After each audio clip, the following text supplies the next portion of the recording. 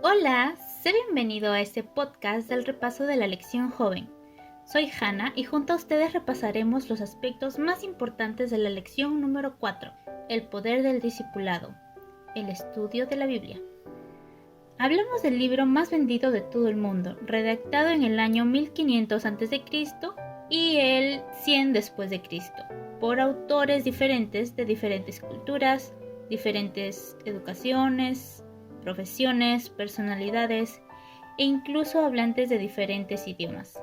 Sin embargo, todos sus escritos concuerdan al estar bajo la rúbrica de Cristo y no se contradicen entre sí. En esta armonía se evidencia que el Espíritu Santo fue el que los inspiró. Hoy en día podemos decir que muchos de nosotros podemos obtener este libro en nuestro propio idioma traducido del original y que con el pasar del tiempo permanece aún en circulación. La evidencia aún indica que la Biblia es un libro con un trasfondo sobrenatural, independiente de cualquier trasfondo personal. Por eso la palabra de Dios desempeña un papel crucial en el discipulado. Desde el punto de vista bíblico, estudiado en Mateo 28, los discípulos están llamados a ganar más discípulos. Sin embargo, como humanos tenemos limitaciones en esta labor y requerimos la ayuda del poder de Dios, ¿no crees? Se habló de 3 elementos que estamos estudiando, que conectan a los discípulos con el poder de Dios. En la lección pasada aprendimos que la oración es la fuente de poder que Dios pone a nuestro alcance. Hoy repasaremos el segundo elemento, el estudio de la Biblia. Sabemos que la Biblia es la palabra de Dios, y aunque clichés cristianos han querido restarle importancia, la palabra de Dios señala que el Señor tiene la capacidad de crear, transformar, cambiar, generar, producir y afectar todo a través de la comunicación. Verifiquemos algunos ejemplos de esto en la misma Biblia. Juan 1, del 1 al 4 dice: En el principio ya existía la palabra, y aquel que es la palabra estaba con Dios. Por medio de él, Dios hizo todas las cosas. Nada de lo que existe fue hecho sin él. En él estaba la vida, y la vida era la luz de la humanidad. Entonces, antes de la creación, en el principio de todo, ya existía la palabra que era Dios, y con hablar fue que se creó todo el universo. En el Salmo 33, versículos 6 y 9, declara que todo se hizo por la palabra del Señor, señalándonos que Dios habló y todo fue hecho. Es decir, este texto comprueba el texto anterior, pues Dios pronunció las palabras y eso significó la creación inmediata de todo lo que existe, mediante una simple palabra hablada. El texto más importante en esta lección que habla sobre la palabra de Dios es Isaías 55. Pausa aquí y dale un repaso al texto bíblico. Bien, notamos que la declaración destaca el poder de Dios a través de su palabra. Primero, Dios nos ruega que dejemos atrás nuestros caminos y pensamientos, suplicando a la humanidad que busque a Dios y regrese a Él. Segundo, enfatiza cómo nuestros caminos y pensamientos son diferentes de sus caminos y pensamientos. Luego, en el versículo 9, se señala que sus caminos y pensamientos no son solo diferentes, sino que también son superiores. En la misma forma que la lluvia cae del cielo a la tierra, los caminos y los pensamientos del Dios del cielo también descienden de lo alto. Esta condescendencia se manifiesta doblemente en la palabra escrita de Dios y a través de la palabra viva de Dios, quien es el Señor Jesucristo. Esta palabra no regresará vacía a Dios, dice el versículo 11, sino que hará aquello que agrada a Dios y prosperará en la intención que Él tuvo al enviarla y enviarlo a Él. El versículo 12 muestra las formas en que la palabra de Dios es efectiva en la transformación de los corazones de las personas, en el gozo en que el mundo creado reconoce a su creador, en la eliminación de todo aquello negativo y en la eterna permanencia de todo lo positivo. El texto concluye que el poder de Dios está presente en toda palabra, y como discípulos de Jesús debemos experimentar ese poder hoy. Ahora veremos el estudio de la Biblia como punto de contacto entre el discípulo y Dios. El discípulo Pablo dice en 1 Corintios 3:6: Yo sembré y Apolo regó, pero Dios es quien hizo crecer lo sembrado. En otras palabras, Pablo tenía un papel que desempeñar y otra persona llamada Apolos tenía otra función que desempeñar. Pero fue Dios quien les concedió poder a los dos y es el responsable de los frutos al final de todo. Denominaciones religiosas reconocen el abismo que existe entre los seres humanos y Dios. Cada denominación propone un punto de contacto. Para algunas son las obras humanas y rituales, para otras son objetos y obras de gran significado. Algunos consideran que el punto de contacto es el agua o el pan y el vino. Algunos se encuentran con Dios mediante sueños, otros a través de la música y otros a través de objetos tangibles. Sin embargo, Hebreos capítulo 4, versículo 12 afirma: porque la palabra de Dios tiene vida y poder, es más cortante que cualquier espada de dos filos, y penetra hasta lo más profundo del alma y del espíritu, hasta lo más íntimo de la persona, y somete a juicio los pensamientos y las intenciones del corazón. En el texto vemos que, a diferencia de otros libros, la Biblia no es solo información, sino que es la fuente de vida y poder espiritual del discípulo.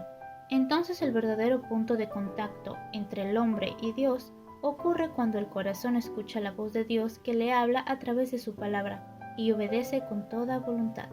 Y este contacto se logra cuando los discípulos experimentan la conversión por medio de la palabra.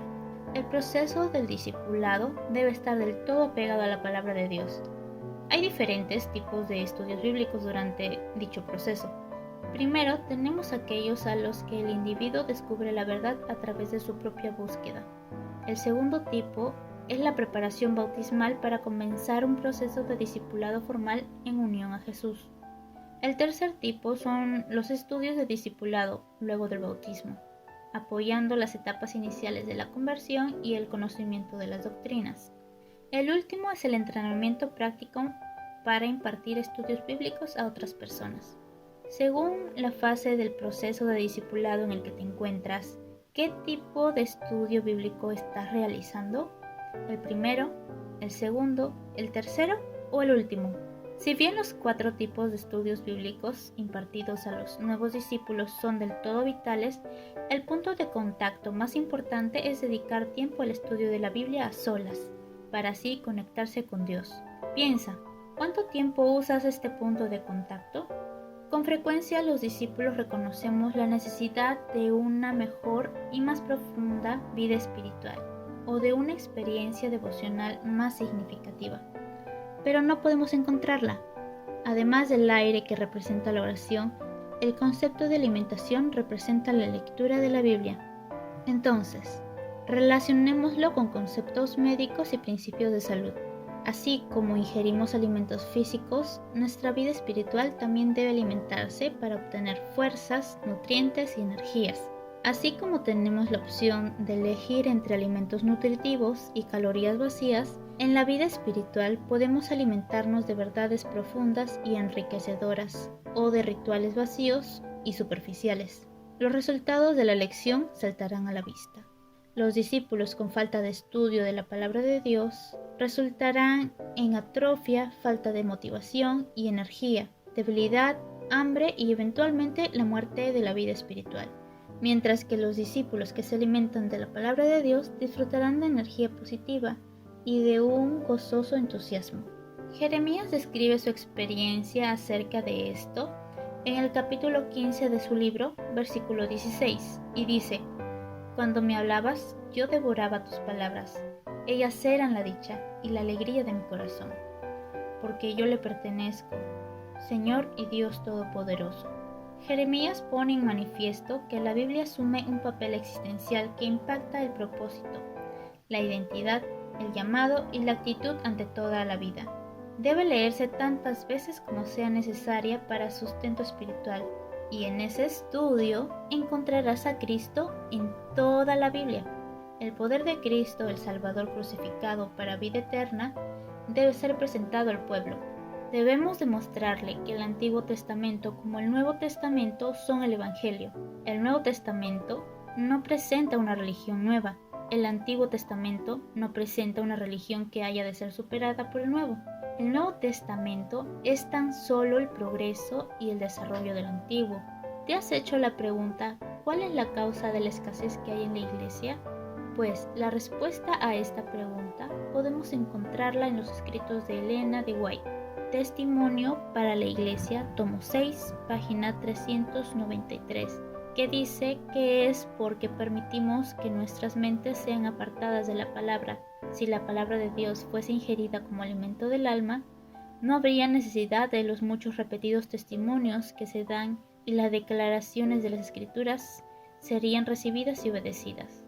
Recuerda, sus principios vitales son como hojas de árbol de vida para la sanidad de las naciones. Bien amigos, con lo estudiado hasta ahora podemos concluir que, sin aire, la muerte espiritual por asfixia es inmediata, y sin alimentación, la muerte espiritual por inanición será gradual. No permitas que en tus hábitos pierdas estos dos elementos importantes para conectarte con el poder de Dios. Comparte este material con tus amigos o tu grupo de acción y mediten juntos en ¿qué pueden hacer con lo aprendido? ¿Cómo puede un estudio de la Biblia ayudarnos a superar la atrofia espiritual y la falta de motivación, el hambre espiritual e incluso la muerte espiritual? ¿Cuántas veces al día comes? ¿Y cuántas veces al día te alimentas espiritualmente? ¿Podrá alguno comer demasiado la Biblia? ¿Cómo puedes integrar el estudio de las Escrituras a tus actividades diarias? Recomiendo hacer un horario o adicionar al que tengas tus momentos específicos de estudio de la Biblia, junto a tus momentos de oración. En la práctica personal podrás definir qué papel desempeña realmente la Biblia en tu lucha espiritual diaria.